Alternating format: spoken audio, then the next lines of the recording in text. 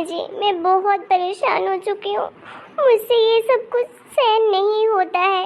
कभी कभी तो लगता है कि मैं कहीं चली जाऊँ, इतनी दूर चली जाऊँ जहाँ मुझे सुकून मिले। कभी लगता है कि इस दुनिया को ही छोड़ दूँ। बस आपकी वजह से और चिंटू की वजह से रुक जाती हूँ। आखिर इनको क्यों कुछ समझ नहीं आता है। न मेरी मेहनत दिखती है, न मेरी परेशानी दिखती है, और न बच्चों का ख्याल है, न माँ का ख्याल है। मैं मानती हूँ कि चलिए मैं तो बीबी हूँ, नहीं है इनको मेरा ख्याल, लेकिन बच्चे का, माँ का तो सबको ख्याल रहता है ना। फिर ये अपनी जिम्मेदारी क्यों नहीं समझते मम्मी जी? आखिर कब ये सब कुछ समझेंगे? कब अपनी जिम्मेदारी समझ के अपना फर्ज निभाएंगे? मैं भी कब तक करूँगी? आप ही बताइए। मैं पूरा दिन बिजी रहती हूँ। अब घर संभालूं, बच्चे को संभालूं, उसे पढ़ाऊं लिखाऊं या कि नौकरी करूं। ऊपर से बताइए गुस्सा होकर भी चले गए। अब खाना भी नहीं बना था, आज खाना भी नहीं खाया। बहू पहले तो रोना बंद कर बेटा। इस तरह से तू रोएगी तो मुझे बिल्कुल अच्छा नहीं लगेगा। और मेरी बात ध्यान से सुन। तो अभी उसके लिए परेशान मत हो। अरे वो तो तुझे जानबूझकर गुस्सा दिला रहा था, जिसे तू उसे जाने के लिए बोल दे, गुस्सा होकर चला जाए।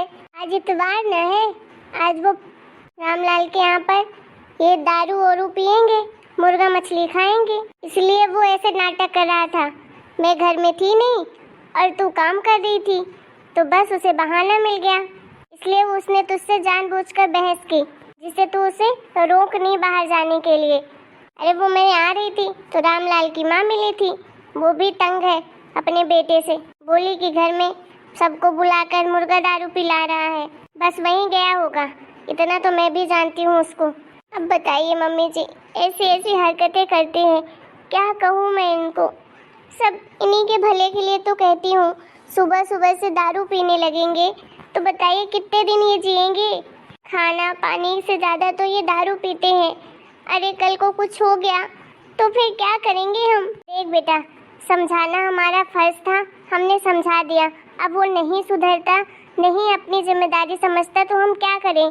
बुरा तो मुझे बस तेरे लिए लगता है बेटा, कि मैंने तेरी जिंदगी बर्बाद कर दी अपने बेटे से शादी करवा के। जैसा बाप था वैसा बेटा निकलेगा, ऐसा मैंने कभी नहीं सोचा था। लेकिन कहते हैं ना, खून तो खून होता है, होना ही था एक दिन ये सब।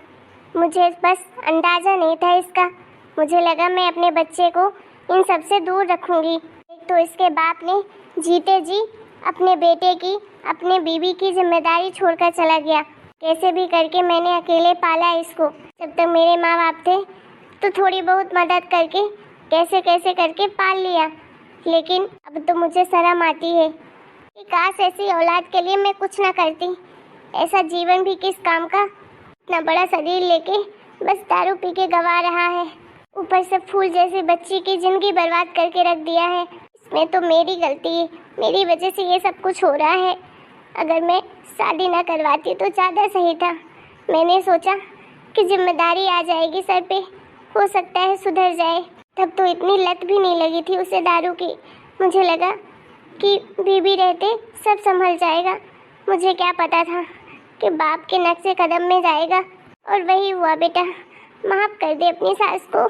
क्या करूं बेटा, बहुत बड़ी गलती हो गई तेरी सास से। मम्मी जी आप मुझसे माफ़ी मत मांगिए, आप मुझसे बड़ी हैं और ये सब अच्छा नहीं लगता है। और आपकी क्या गलती है इसमें? आपकी कोई गलती नहीं है मम्मी जी, आपने तो बस माँ होने का फर्ज निभाया है। अब कोई किसी को नहीं जानता है कि कल क्या होगा। अब ये ऐसे निकल गए, इसमें आपकी क्या गलती है? आपने तो अच्छा सोचकर ही इनकी शादी करवाई थी, यही सोचकर पाला पोसा था कि आपका आगे चल के ख्याल रखेंगे। लेकिन अब ये नहीं है उस काबिल, तो मैं क्या कर सकती हूँ और आप भी क्या कर सकती हैं? भगवान ने जो लिखा है हमारी किस्मत में, बस वही भोगना रहेगा। कहते हैं ना कि भगवान के लिखा हुआ कोई नहीं बदल सकता, बस वही है।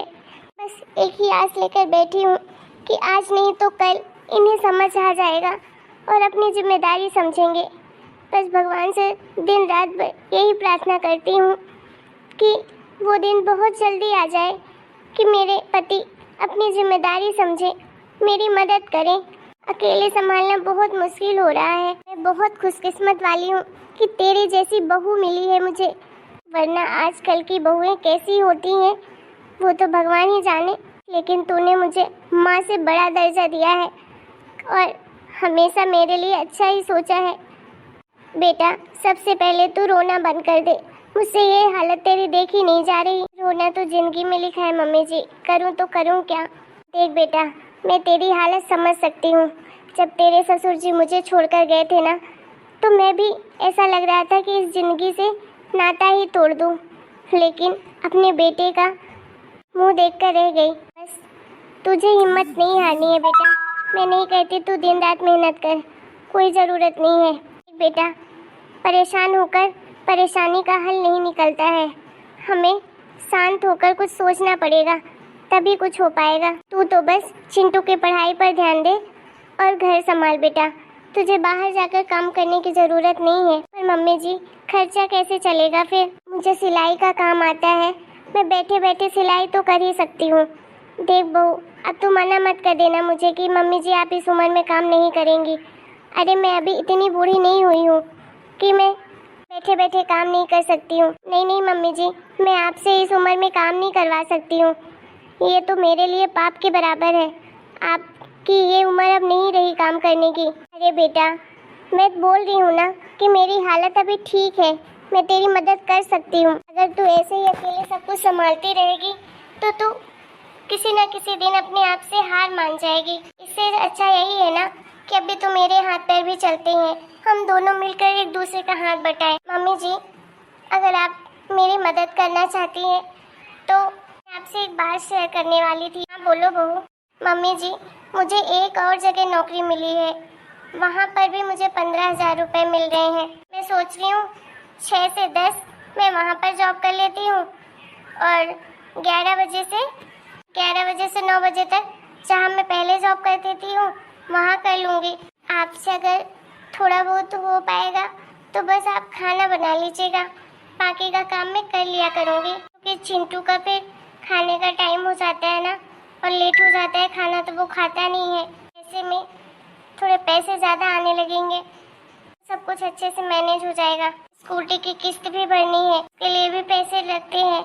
अभी मेरे पास बिल्कुल भी सेविंग नहीं है। नहीं नहीं बेटा, ये सब करने की ज़रूरत नहीं है। तो अभी एक जगह काम कर रही है, उतना ही काफ़ी है। घर में रही काम करने की बात वो मैं कर लूँगी, लेकिन बेटा मैं तेरे चेहरे पर ये परेशानी नहीं देख सकती हूँ। मैं थोड़ा बहुत सिलाई का काम कर लूँगी घर से कम 2-3 ब्लाउज भी सिल लूँगी, तो 500 रुपये 600 रुपये तो मिल ही जाएंगे घर बैठे। उससे थोड़ा बहुत खर्चा तो घर का निकल ही आएगा। तुझे एक ही जगह काम करना है, कहीं और जाने की ज़रूरत नहीं है। इतना परेशान होना नहीं है तुझे। चल बेटा, कुछ खाने के लिए बना है? नहीं मम्मी जी, खाने के लिए ही नहीं बना है, इसीलिए तो ये लड़के गए हैं। अच्छा कोई बात नहीं, तो एक काम कर, तू जाके नहा ले, फ्रेश हो जा, और मैं आज कुछ अच्छा बनाती हूँ। मेरे हाथ की खीर तुझे बहुत पसंद है ना, मैं बना देती हूँ, ठीक है? कल की पनीर रखी है तो पनीर की सब्जी और पूड़ी बना दूँगी तेरे लिए, ठीक है? कभी कभी अपने लिए भी जिया कर। अरे नहीं नहीं मम्मी जी, बस मैं थोड़े से और कपड़े बचे हैं, उन्हें धोकर मैं बनाती हूँ खाना, आप परेशान मत होइए। इसमें परेशानी वाली क्या बात है? क्या मेरी बेटी होती तो मैं उसके लिए ये सब नहीं करती ना। तो बस तू भी तो मेरी बेटी है और तेरे ऊपर अपनी बेटी का प्यार तो लुटा ही सकती हूँ। ठीक है, जाकर धो ले जो कपड़े बचे और जल्दी से नहा ले, ठीक है? मैं अभी जाती हूँ, बनाती हूँ तेरे मनपसंद खाना। वैसे भी आज इतवार है तो तुझे आराम करना है। इतवार ही तो है जिस दिन तू आराम से सो सकती है, वरना तो रोज ही ऑफिस जाना होता है तुझे। अच्छा ठीक है mummy ji, thank you so much mummy ji. एक आप ही हैं जो मुझे इतनी हिम्मत देती हैं और आपके वजह से मैं सब कुछ कर पाती हूँ। अरे बेटा, ये सब मुझे तुझसे ही हिम्मत मिलती है, वरना मैं अकेले कुछ नहीं कर पाऊँ। और हाँ, खबरदार, आज के बाद आंखों में आंसू नहीं निकलने चाहिए, समझ आई? कोई परेशानी हो तो अपनी मम्मी से बता दिया करो, ठीक है? कोई ना कोई रास्ता तो निकल ही आ जाता है। कहते हैं ना कि भगवान अगर परेशानियाँ देता है, अगर ये समझ में आता है इंसान को कि मेरे सारे रास्ते बंद हो गए हैं, मैं कुछ नहीं कर सकता हूँ, तो आप गलत है, क्योंकि भगवान ऐसा कभी किसी के साथ नहीं करता है। जब आप रास्ता ढूंढोगे ना, तब आपको रास्ता ज़रूर मिल जाएगा। क्योंकि सारे रास्ते भगवान कभी बंद नहीं करता है। आप मम्मी जी दुनिया की बेस्ट सास है। Thank you so much. चलो आज के वीडियो में बस इतना ही। वीडियो पसंद आए तो वीडियो को like, channel subscribe. Bye bye.